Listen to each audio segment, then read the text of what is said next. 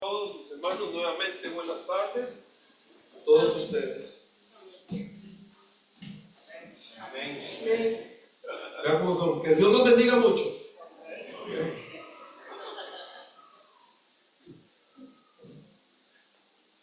Muy bien.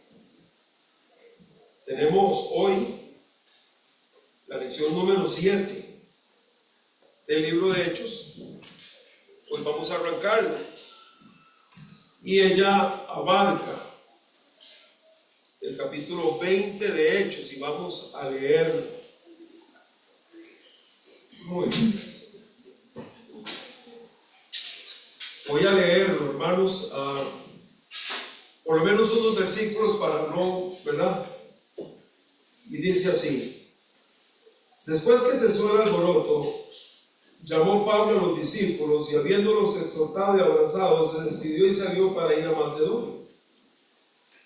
Y después de recorrer aquellas regiones y de exhortarles con abundancia de palabras, llegó a Grecia. Después de haber estado allí 3 meses y siéndole puestas acechanzas por los judíos para cuando se embarcase para Siria, tomó la decisión de volver para Macedonia. Y le acompañaron hasta Asia Sópater de Berea, Aristarco y Segundo de Tesalónica, Gallo de Derbe y Timoteo, y de Asia Tíquico y Trófimo. Estos, habiéndose adelantado, nos esperaron en Troas. Y nosotros, pasados los días de los panes sin levadura, navegamos de Filipos, y en 5 días nos reunimos con ellos en Troas, donde nos quedamos 7 días. El primer día de la semana, reunidos los discípulos para partir el pan, Pablo les enseñaba, habiendo de salir al día siguiente, y alargó el discurso hasta la medianoche, y había muchas lámparas en el aposento alto donde estaban reunidos. Y un joven llamado Eutico, que estaba sentado en la ventana, rendido en un sueño profundo, por cuanto Pablo disertaba largamente, vencido del sueño, cayó del 3er piso abajo y fue levantado muerto. Entonces descendió Pablo y se echó sobre él y abrazándole dijo: no os alarméis, pues está vivo. Después de haber subido y partido el pan y comido, habló largamente hasta el alba. Y así salió. Y llevaron al joven vivo y fueron grandemente consolados. Vamos a mirarlo ahí en este momento. Pedimos tu bendición, Padre, para este tiempo de estudio bíblico. Lo pedimos en el nombre de Jesús. Amén. Gracias. Pueden tomar asiento. Muy bien.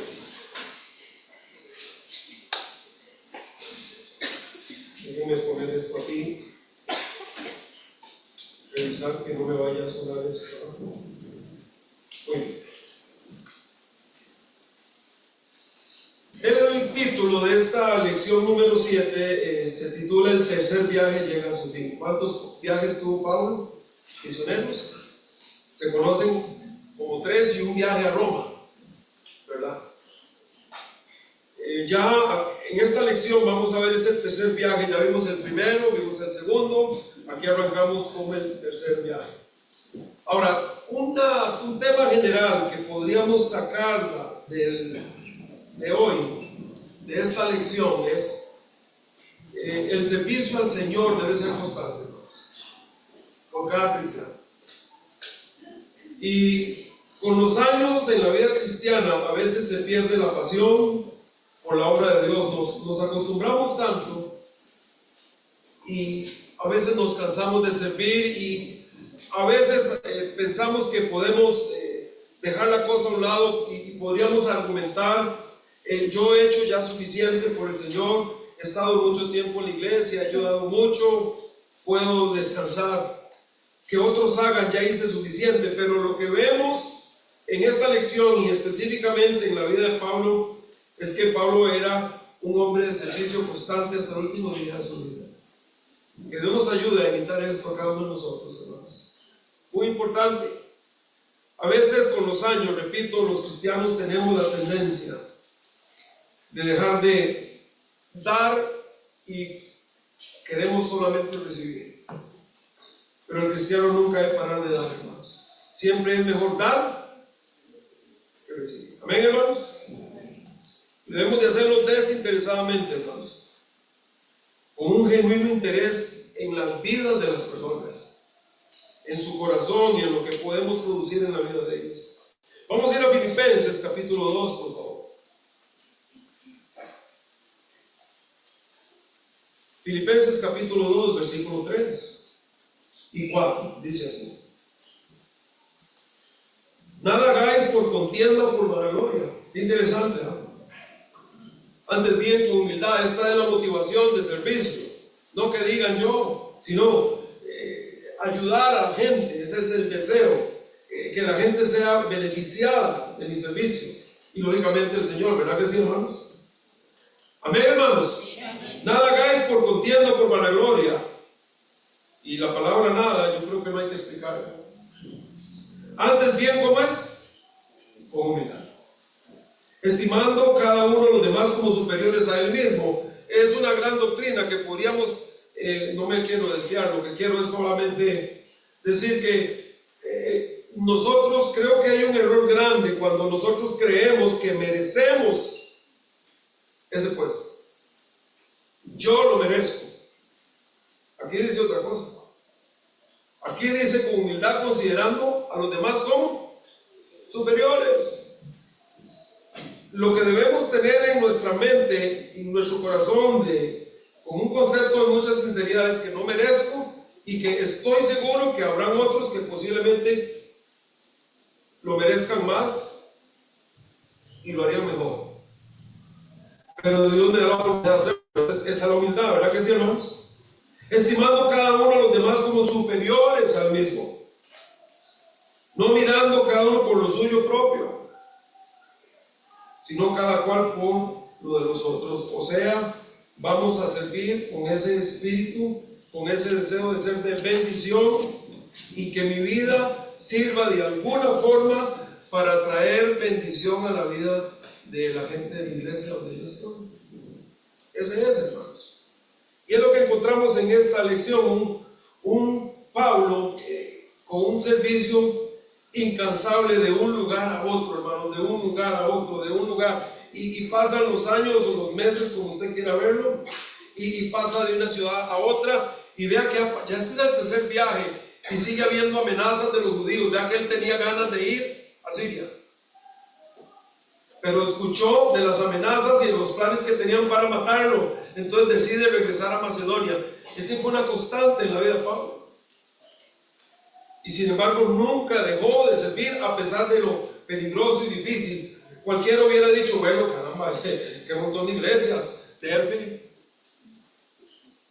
Listra, Iconio, Tarso, Filipos, Corinto, Éfeso, tantas iglesias, tanta gente convertida. Usted recuerda que en la lección pasada él había fundado un instituto seminario, hablamos, y que por 2 años estuvo en una escuela de un hombre llamado Tirano, que alquilaban, parece que rentaban de 11 de la mañana a 4 de la tarde, y ahí tenía un montón de gente que preparó y fueron enviados, y todo Asia, dice, judíos y gentiles oyeron el evangelio.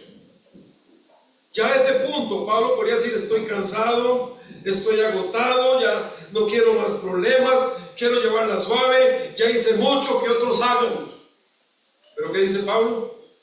Su actitud, que sabe que a veces no necesariamente con palabras, la actitud dice mucho en la vida de una persona. Y la actitud de Pablo, ¿cuál es? Yo voy a seguir hasta donde el Señor me permita llegar. Ahí está. Después que cesó el alboroto, dijo Pablo, mejor voy renunciando, dice, porque ya estoy cansado. No. Después que cesó el alboroto, llamó Pablo a los discípulos, y habiéndolos exhortado y abrazado, se despidió y salió para ir a Macedonia. ¿Qué dice Pablo? A seguir. Es una gran lección, hermanos, que vemos acá en el libro de Hechos. Y recuerden que el libro de Hechos, otra vez, es el patrón para la iglesia, el patrón que Dios quiere que sigamos. ¿Cómo debe ser una iglesia, hermanos? Constante.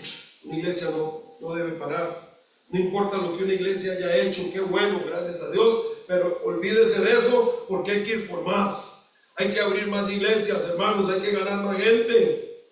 Hay que seguir adelante, hermanos. No podemos parar. Ahora vamos a ir al punto número 1, el viaje a través de Macedonia y Grecia. Vamos a volver a leer los versículos 1 al 6. Después que cesó el alboroto allá, el alboroto en Éfeso, ¿recuerdan? Llamó Pablo a los discípulos y habiéndolos exhortado y abrazado, se despidió y salió para ir a Macedonia. Ese era su plan. Y después de recorrer aquellas regiones allá en Macedonia y de exhortarles con abundancia de palabras, llegó a Grecia. Si usted va al mapa, Pablo fue a Macedonia, ahí está Filipos, todo Tesalónica, todos ellos, y bajó a Grecia, al sur. Versículo 3, después de haber estado allí 3 meses, ¿qué? Predicando, enseñando, dice,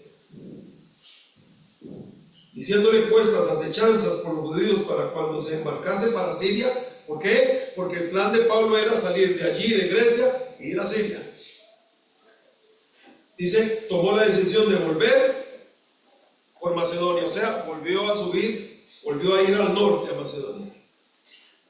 Y le acompañaron hasta Asia un grupo de gente de todas las iglesias. Este también es maravilloso para mí, ver cómo las otras iglesias iban también produciendo obreros que se iban sumando al ministerio. Y entre más gente esté involucrada, hermanos, más alcance hay. Sópater de Berea, Aristarco y Segundo de Tesalónica. Son iglesias que habían ahí.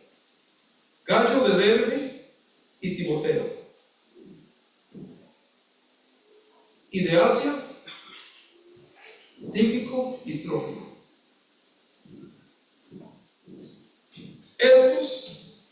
Este grupo de hermanos, dice, habiéndose adelantado, y Lucas se mete en la narrativa, dice, nos esperaron en Troas.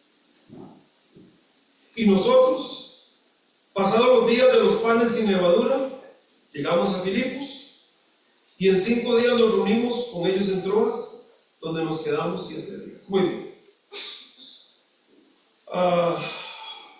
Cuando Pablo se encontraba en Macedonia, hermanos, como ya hemos visto acá, y más tarde en Acaya, una de las cosas que él hizo allá fue recolectar dinero para los judíos que estaban viviendo en Jerusalén bajo persecución.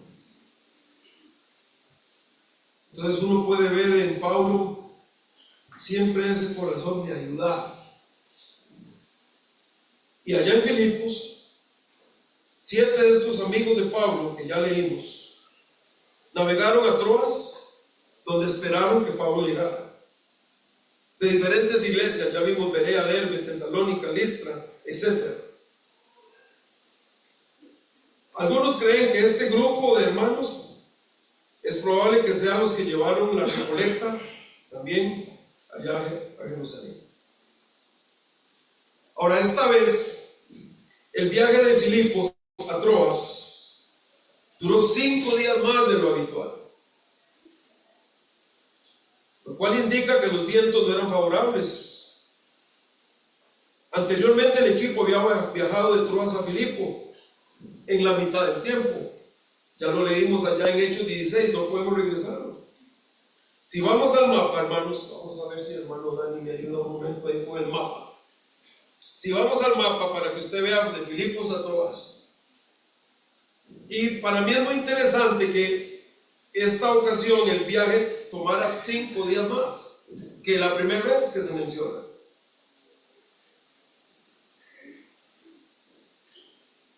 Aquí está Filipos. Aquí está Troas. Hay situaciones en la vida que hacen que las cosas cambien. Algunos dicen que de Troas a Filipos era mucho más fácil porque las corrientes no eran contrarias. Pero esta vez era de Filipos a Troas, lo cual era navegar contra corriente. Pero yo lo que quiero resaltar tal vez aquí, hermanos, solamente es que en la obra de Dios a veces es así. A veces hay momentos donde todo se da más fácil. Me refiero a que podríamos decir, mira qué rápido salió esta situación, X. Y hay otras ocasiones en que la misma situación tarda más en darse. Pero lo importante siempre es, hermanos, nunca dejar de hacer. Siempre seguir. Ahora, ahí tenemos un cuadro, ustedes estaban viendo. Pablo estuvo en Macedonia un año. Ahí en Macedonia él animó a las iglesias y escribió 2 Corintios. Siempre ocupado, hermanos. No importa tanto, él siempre su corazón estaba en servir a otros, servir al Señor. Luego, 3 meses en Acayas, ahí escribió desde Corinto, escribió la epístola a los Romanos. Planificó ir a Siria, que acabamos de leer, pero se vio amenazado y regresó. Entonces, a través de Macedonia subió, se fue al norte. Y luego llegó a Filipos, y de Filipos navegó a Troas. ¿Okay? Muy importante. Vamos a ver el segundo punto acá. La estadía en Troas. Versículos 7 al 12. El primer día de la semana reunidos los discípulos para partir el pan. Bueno, aquí hay mucha doctrina. ¿Qué día se reúne la iglesia de toda la vida? Los sábados. Aquí dice otra cosa. ¿Verdad que sí? A ver, ¿qué día es el primer día de la semana? Ya está. Aquí no hay enredos, hermanos. No son los sábados. Es el domingo. El primer día de la semana, reunidos los discípulos para partir el pan, Pablo les enseñaba, habiendo de salir al día siguiente, y alargó el discurso hasta la medianoche. Amén, hermanos.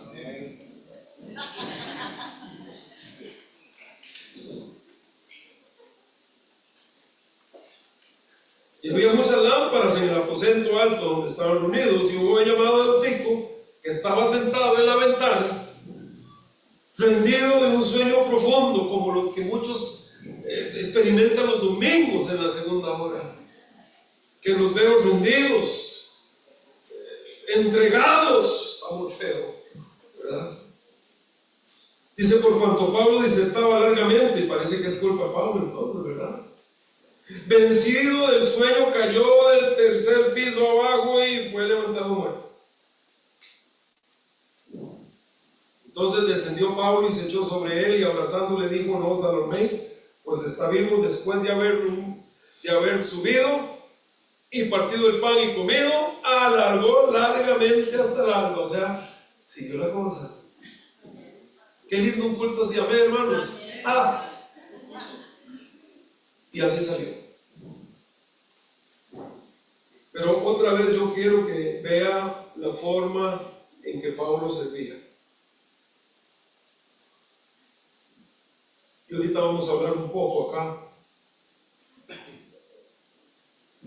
de este culto que hubo ese día ahí.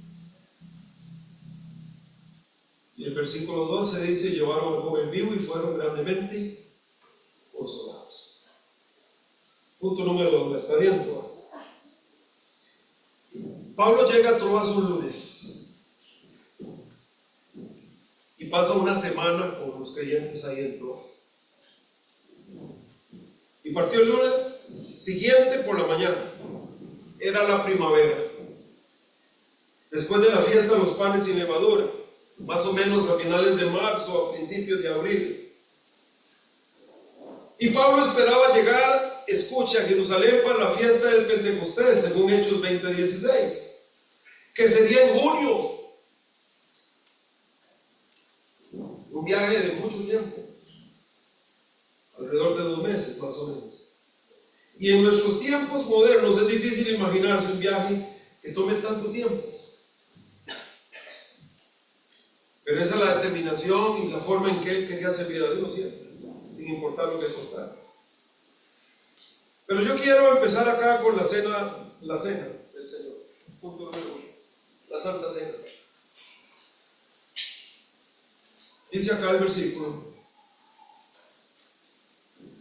el primer día de semana, reunidos los discípulos para partir el pan. Importante. Para partir el pan. Ahora dice que Pablo les enseñaba. Ahora, es muy importante este versículo, creo yo, porque tiene enseñanzas acerca del por qué la iglesia practica ciertas cosas y cómo las practica. Primero, note que desde un inicio, siempre la iglesia tenía cultos el domingo. Siempre. El primer día de la semana. Siempre, hermanos. Y hoy en día hay quienes tratan de decirnos y de enseñarle a la gente que la iglesia primitiva se reunía los sábados, el día de reposo. Y dicen que fue el emperador Constantino que cambió la oración para los domingos, pero que en un inicio siempre fue sábado. Es falso, hermanos, siempre fue el domingo. Siempre lo va a encontrar usted así aquí. La iglesia primitiva tenía cultos los domingos. Y la frase, reunidos los discípulos, se puede traducir del griego original como cuando los discípulos se reunían. Era costumbre para la iglesia desde el inicio tener cultos los domingos, y un estudio de la iglesia, de la historia primitiva en sí, va a mostrar que la iglesia se reunía los domingos y demás días, pero el domingo era el día donde la iglesia se reunía primordialmente. Están los escritos de Ignacio, de Justino y de Iriano. Y si usted va conmigo a Hebreos, que conocemos mucho allá, Hebreos 10. Cuando llega el versículo 25, dice: no dejando de reunirnos o de congregarnos, ¿verdad?, como algunos tienen por costumbre, sino exhortándonos, y tanto más cuando veis que aquel día se acerca. La iglesia primitiva se reunía los domingos, ¿sí?, y el domingo celebraban la cena, pero se reunían además otros días. Y había momentos en la historia en que se reunían todos los días había culto. Es muy importante ver todo esto siempre. Número 2, la iglesia primitiva tenía enseñanza de prédica en los servicios. ¿Ya lo que dice acá? Pablo les enseñaba, versículo 7 del capítulo 20. ¿Qué significa esto, hermanos? La predicación era constante en la iglesia primitiva. Y la predicación no puede desaparecer de las iglesias. Y cuando la predicación desaparece de las iglesias, vienen los problemas enormes en la vida de los miembros, por una sencilla razón, porque hay gente que la única vez que tienen contacto con su Biblia es cuando vienen a la iglesia. Tristemente, no la tocan nunca, es la verdad. Pero la predicación no puede desaparecer de la vida de la iglesia. Y sabe, la historia dice que en la Edad Media la predicación desapareció de los cultos de la iglesia. Y fue la época más baja y más sombría en la vida de la iglesia, donde logró menos y donde la iglesia entró totalmente, casi pasar desapercibida, porque dejaron de estar en contacto con la palabra de Dios. Y fue durante la Reforma donde la predicación volvió a ser parte importante de los servicios. Y el resultado fue un avivamiento de las iglesias. Porque Cristo lo dijo: estas palabras que yo os hablo son vida. Y la palabra de Dios habla muy bien acerca de ella misma, y dice cómo ella consuela, cómo ella anima, cómo ella guía, cómo ella ayuda, la palabra de Dios. Así que, hermanos, tenemos que tener mucho cuidado de nunca dejar que las demás cosas ocupen el lugar de la predicación de la palabra de Dios, porque los resultados siempre son adversos. Nunca son lo que deben de ser.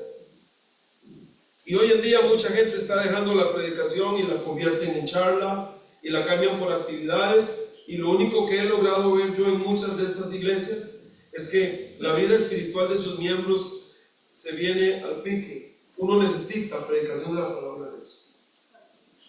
Número 3, ya vimos entonces los cultos del domingo, ya vimos que hay predicación. Y número 3, déjenme hablar de la cena también muy rápidamente.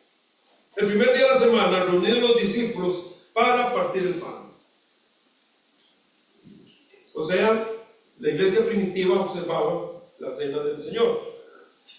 Aquí, en Troas, este domingo tuvieron cena del Señor. Ahora, yo quiero hablarles de 4 puntos de vista acerca de la cena del Señor, que han surgido, o que son los más fuertes que hay, pero solo hay uno que es el bíblico, ¿verdad? 4 puntos de vista en cuanto a la cena del Señor, 3 antibíblicos y uno que es bíblico. El primer punto de vista se llama transubstanciación. Transubstanciación. Este lo sostiene la Iglesia Católica hasta el día de hoy. Ellos dicen que el pan y el jugo de la vid se convierten en realidad en el cuerpo y la sangre de Cristo. O sea, cada vez que celebran esto, Cristo vuelve a ser sacrificado. Por ejemplo, si usted va conmigo a Hebreos, capítulo 10. Traten de no dormirse, mis hermanos. Hagan un esfuerzo. El tico debe luchar. Hebreos 10:10 dice: en esa voluntad somos santificados mediante la ofrenda del cuerpo de Jesucristo hecha una vez para siempre. Solo una vez. Y en el versículo 12: pero Cristo, habiendo ofrecido una vez para siempre un solo sacrificio por los pecados. Ahí queda listo. Hay otro punto de vista en cuanto a la cena. Se llama consubstanciación. Consubstanciación, hoy en día también algunos grupos lo creen. Este lo sostiene la iglesia luterana. Martín Lutero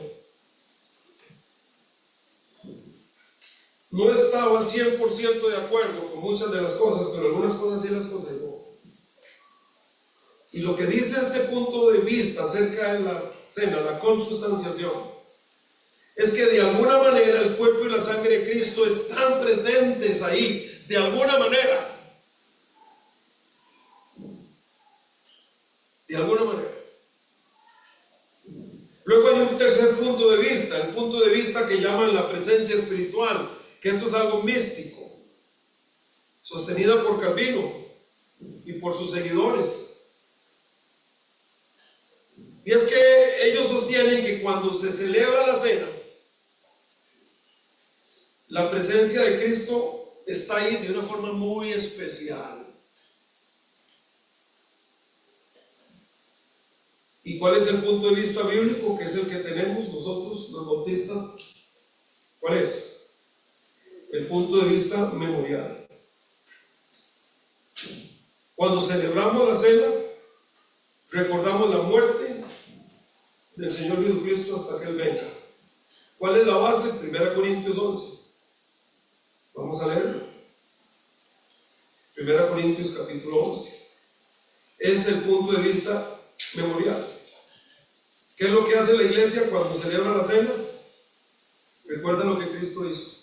Recuerda su sacrificio. El pan y el jugo de la vid son un cuadro, un tipo de.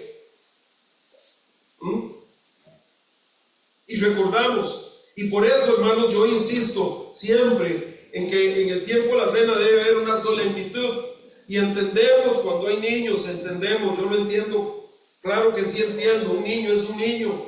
Y hay que estar, no, papitos. Y hay que estar en esa lucha mientras van aprendiendo, pero ustedes y yo no somos de esa edad ya.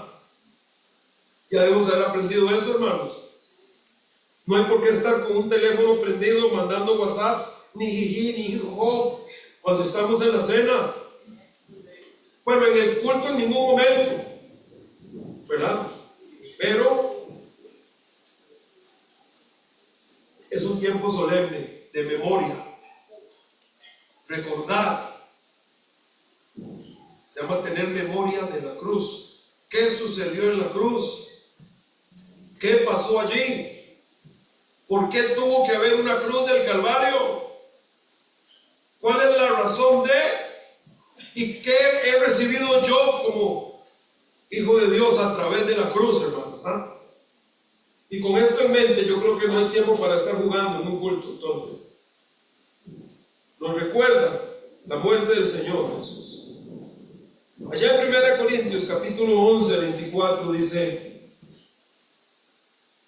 y habiendo dado gracias, lo partió y dijo: tomad, comed, esto es mi cuerpo, que por vosotros es partido. Hacer esto, ¿qué? En memoria de mí.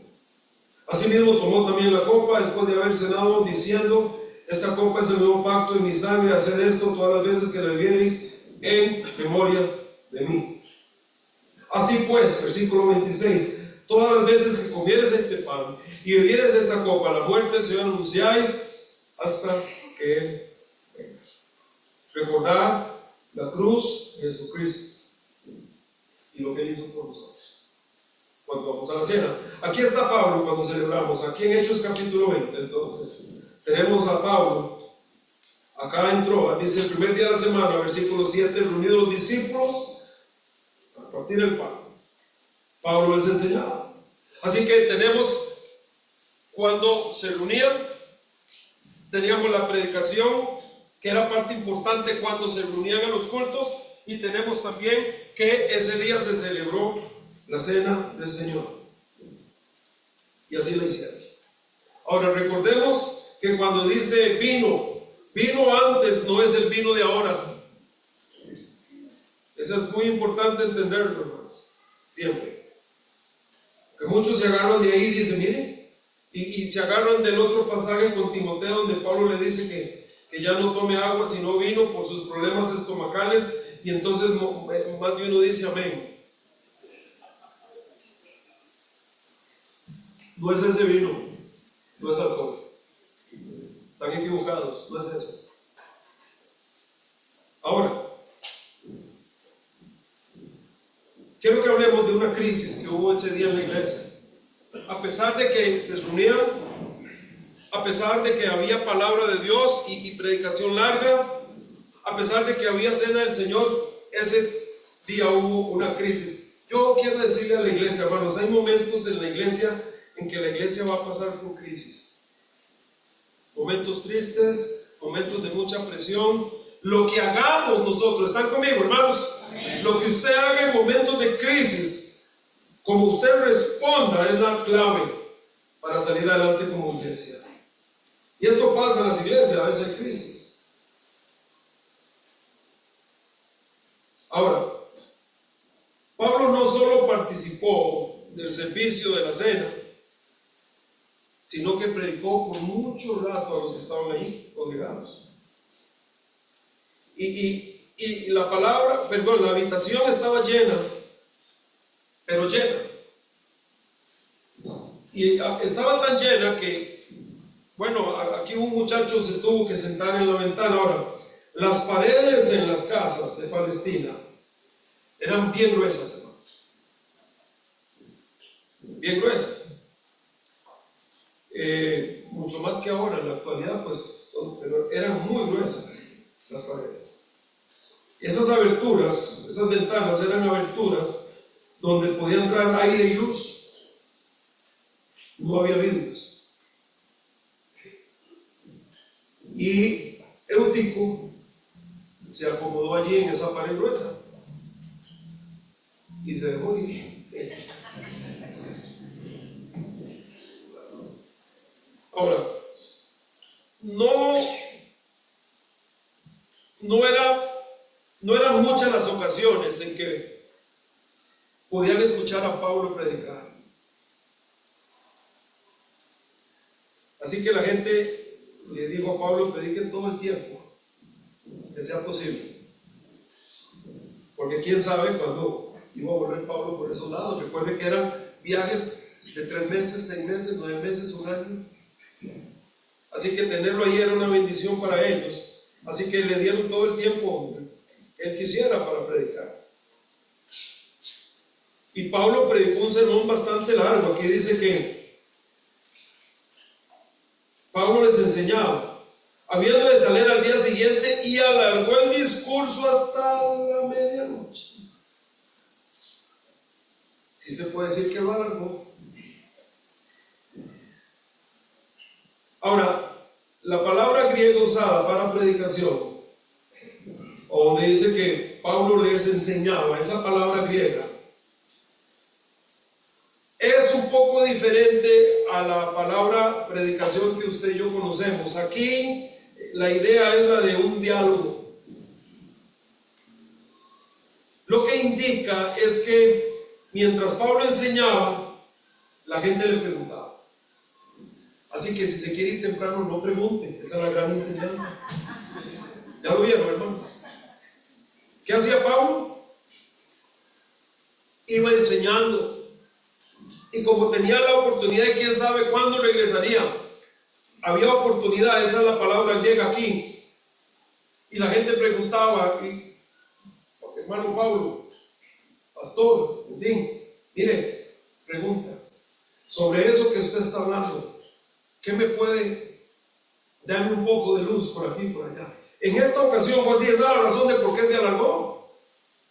¿Por qué? Porque lo que esto a mí me enseña es el hambre que había en Troas por aprender de Dios. No es como hoy en día que la gente quiere mensajes de 20 minutos irse corriendo para sus casas. Y yo entiendo, hermanos, tampoco es que vamos a predicar aquí 2 o 3 horas. Yo entiendo ese punto. De hecho, no lo hacemos. Pero lo que quiero que usted vea es el hambre de preguntar, de conocer, de saber, de aprender, de salir de dudas. Eso significa tomar las cosas de Dios en serio, interesarme en las cosas de Dios. Significa salir de dudas. Quiero estar seguro de lo que creo y por qué lo creo. Amén. Eso es. Y esta es la razón de por qué el servicio se alargó hasta la medianoche. ¿Por qué? Porque Pablo estaba predicando y ellos preguntaban. Querían saber. Esa es la idea aquí. Ese diálogo de pregunta y respuesta bíblico. Ahora mire el versículo 8. Y había muchas lámparas en el aposento alto donde estaban reunidos. Y esto es un tema que no podemos dejar de lado. Porque las lámparas que proveían la luz funcionaban con aceite de olivo. Y esa mecha consumía mucho oxígeno. ¿Qué sucede cuando falta el oxígeno? Aquí no falta el oxígeno. Pero ¿qué sucede cuando falta el oxígeno? El cuerpo empieza a adormecer. Y a veces criticamos al pobre muchacho, pero bueno, esta era una razón también. Todos estos elementos, más las horas prolongadas de enseñanza, pusieron a dormir a usted. Y Pablo seguía predicando, ¿verdad? Pero aquí sucedió algo muy duro, algo muy difícil. Usted tiene que pensar en esto, porque esto es una crisis. En medio oculto, este muchacho se cayó a la ventana de un 3er piso, ¿no? Se durmió. Qué susto, hermanos. Siendo una persona joven, etc., debió haber sido una crisis, un tiempo muy difícil para la iglesia, para la familia. Así que el muchacho cayó. Vean lo que dice acá. Y un joven llamado Tico estaba sentado en la ventana, rendido de un sueño profundo, por cuando Pablo disertaba largamente, vencido del sueño, cayó del 3er piso abajo y fue levantado muerto. Aquí hay muchas aplicaciones, yo voy a mencionar algunas.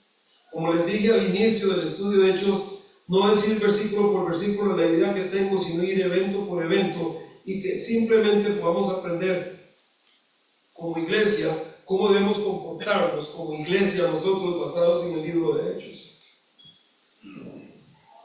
¿Quién está escribiendo el libro de Hechos, hermanos? Es una pregunta. ¿Quién lo escribió? ¿Quién? Lucas. Yo creo que Lucas sí sabía que alguien estaba muerto. era un doctor. Y hoy en día hay gente que dice, no, estaba desmayado. Versículo número 9 al final. Y fue levantado. ¿Tiene Lucas autoridad técnica para decir si alguien está vivo o no? Ya está. El doctor Lucas, quien estaba presente, dice que murió. Ahora, hermanos, es un tiempo de crisis. Lo leemos de repente, pero es un tiempo difícil. Ahora, vamos al punto C. La continuación del servicio. Entonces descendió Pablo y se echó sobre él y abrazándole dijo, no os alarméis, pues está vivo. Si el muchacho había muerto y Lucas, quien es un doctor, dice que estaba muerto, ¿qué sucedió entonces aquí? Bien, pues que Dios usó a Pablo para resucitarlo. Eso es todo, hermanos. Y el versículo 11 dice, después de haber subido, volvieron otra vez al aposento y partido el pan y comido. Ay, papá, habló largamente hasta el alba.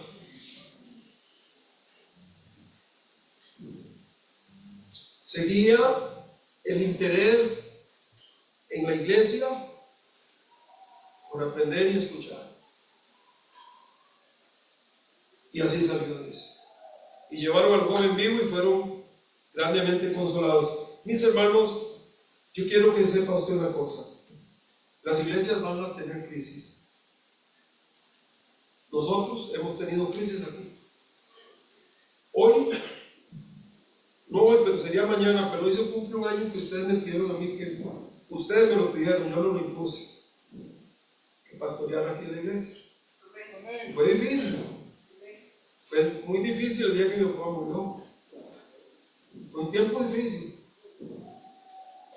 La forma en que nosotros manejamos la crisis hace que salgamos adelante, que nos unamos más. La crisis no se puede manejar sumando más crisis al asunto. Necesitamos aprender a lidiar con la crisis porque vamos a tener, mire, las iglesias van a tener crisis porque hay oposición de los gobiernos, hermanos. Hasta el momento estamos bien acá, ¿verdad, hermanos? Gloria a Dios. Hay que seguir orando. Yo no sé qué va a pasar, hermanos. Ni usted lo sabe. En teoría, y por lo que nos dijeron, nos van a dejar trabajar. Pero si no es este gobierno, puede ser, y ojalá que no, va a llegar un gobierno que empiece a restringir. Como por ejemplo, el Frente Amplio tiene un proyecto, es impedir a los pastores que den consejería.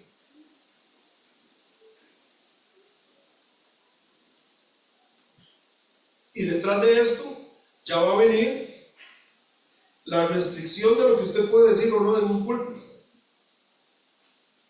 Y así es como va a empezar la cosa. La crisis va a llegar. En algún momento esperemos que en nuestro país podamos tener este privilegio que hemos tenido por años, décadas, ¿verdad, hermanos? Pero que muchos no han aprovechado, hermanos.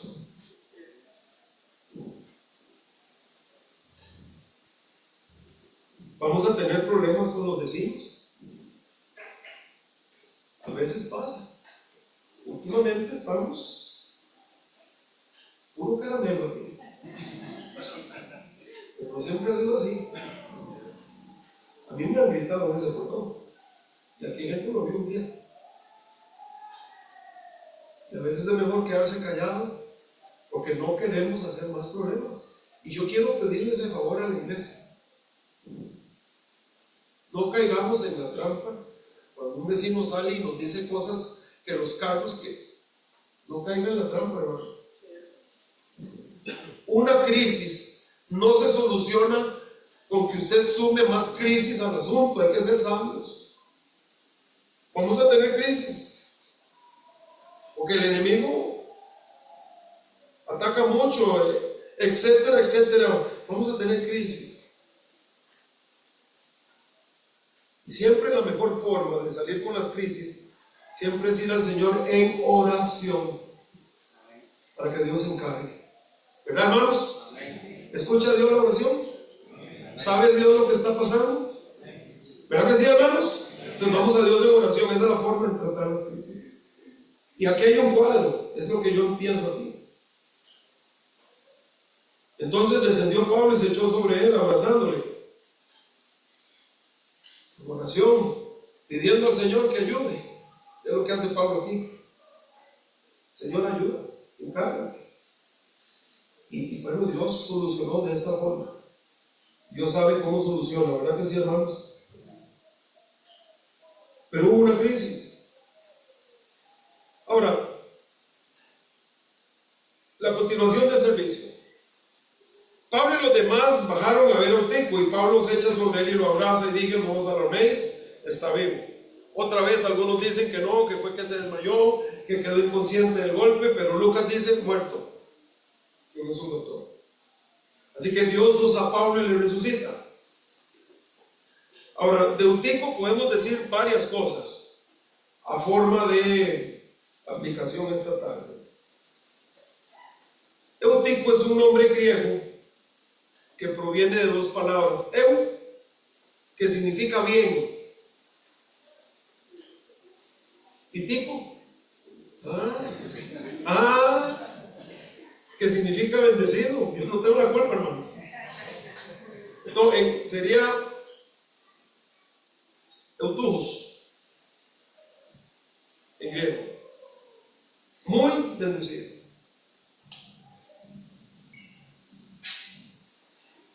Podríamos decir de Eutico, bueno, Eutico representa a veces al cristiano que está sentado en la ventana y que tiene su mente dividida. Está aquí en la iglesia, pero está mirando hacia el mundo. ¿Podríamos decir eso? Podríamos decir que las ventanas, al ser tan anchas, le proporcionó a él un lugar de mucha comodidad espiritual, donde al estar tan tranquilo y tan cómodamente sentado, fue muy fácil para él y simplemente se durmió. Podríamos decir, hermanos, hablando espiritualmente, que la comodidad espiritual no es amigo del cristiano. El cristiano que no tiene pruebas, el cristiano que no tiene luchas, es un cristiano que, va a tener algún problema de comodidad al punto que va a dormirse porque no hay nada por qué pelear. Podríamos decir eso. Y va a dormirse al punto de que va a provocar un golpe grande en su vida. Pero yo quisiera decir algo extra, y espero que esto sea bendición para ustedes y para mí, que lo podamos recordar. Me gusta pensar que Eutico es un cuadro de cómo Dios convierte los momentos críticos en una bendición memorable. Me gusta pensar en esto. Cómo Dios, cuando sabemos actuar en medio de la crisis, Dios convierte aquello que fue muy duro, sí, nadie está negando. Que fue muy difícil, sí. Que nos dolió y partió el corazón, sí. Pero Dios bueno sabe convertir todo ese dolor en una bendición memorable, hermanos. Y me gusta pensar eso. Así que, dice acá, en el versículo número 11: y llevaron al joven vivo y fueron grandemente consolados. Ahí lo tienen.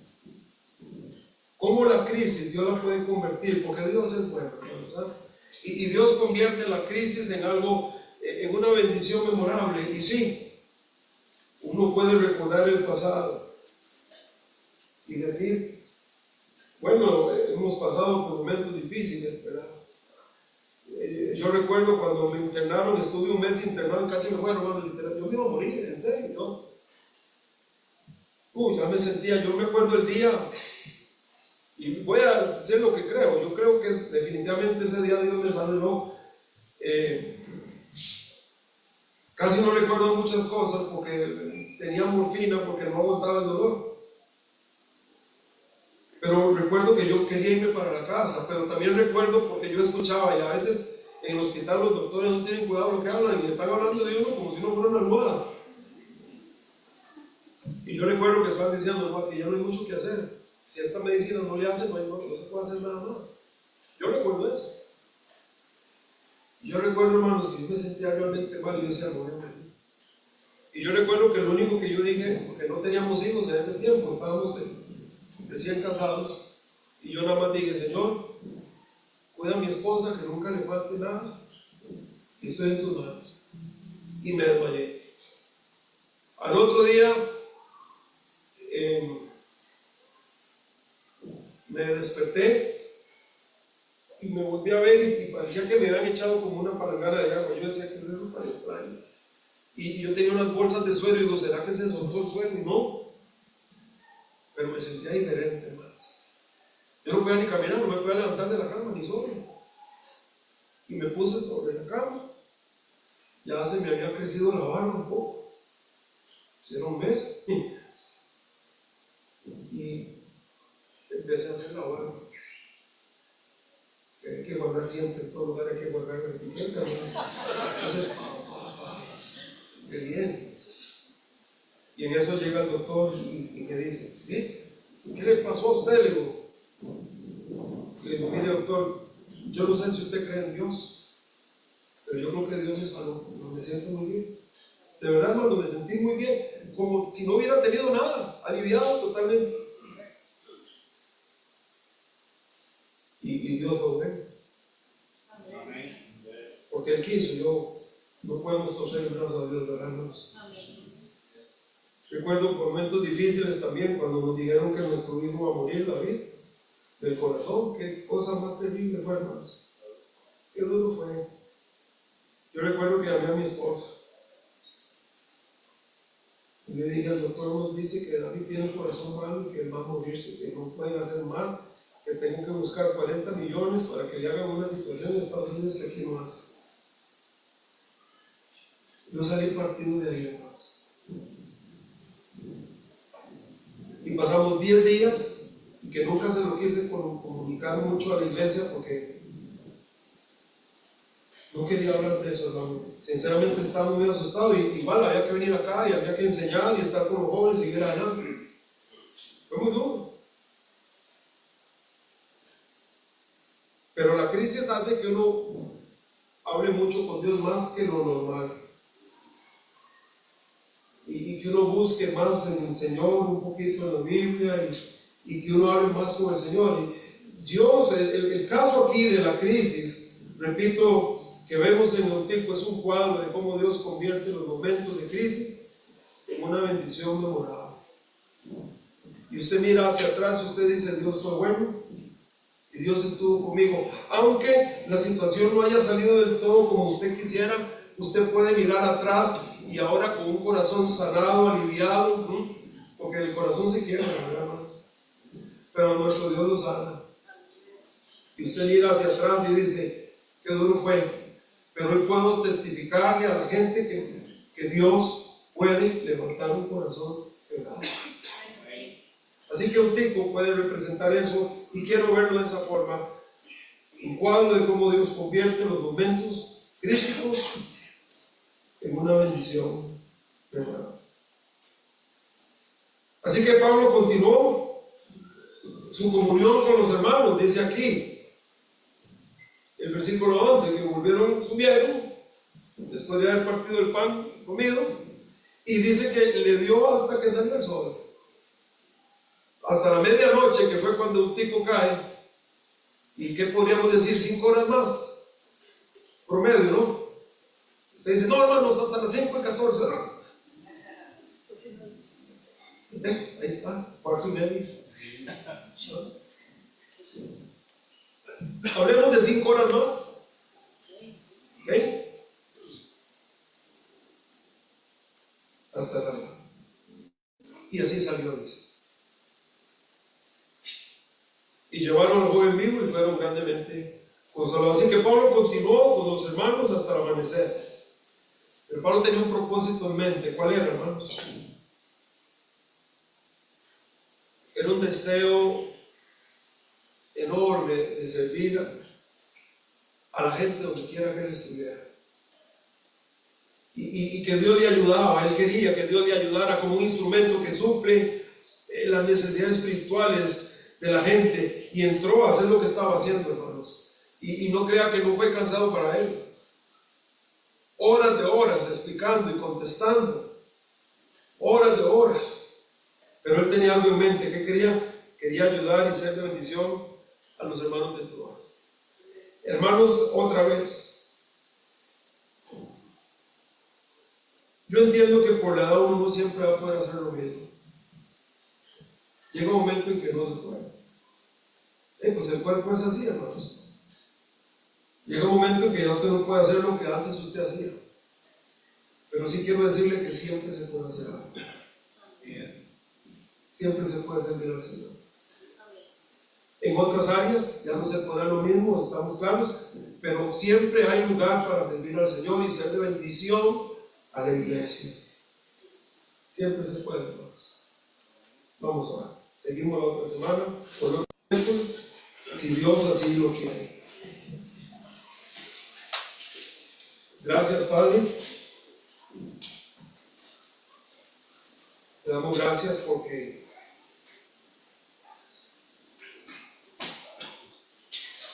tú nos permites servirte y hay lugar para todos.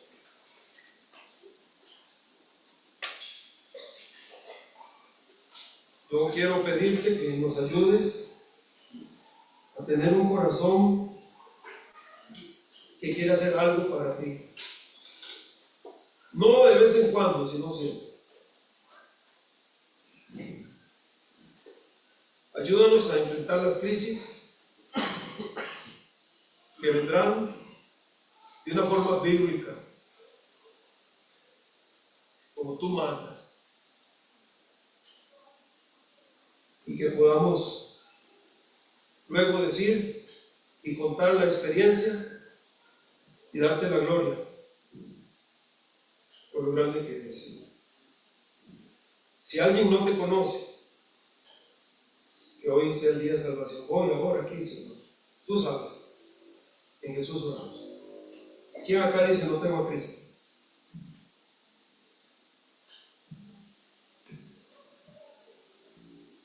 ¿Quién dice no tengo al Señor?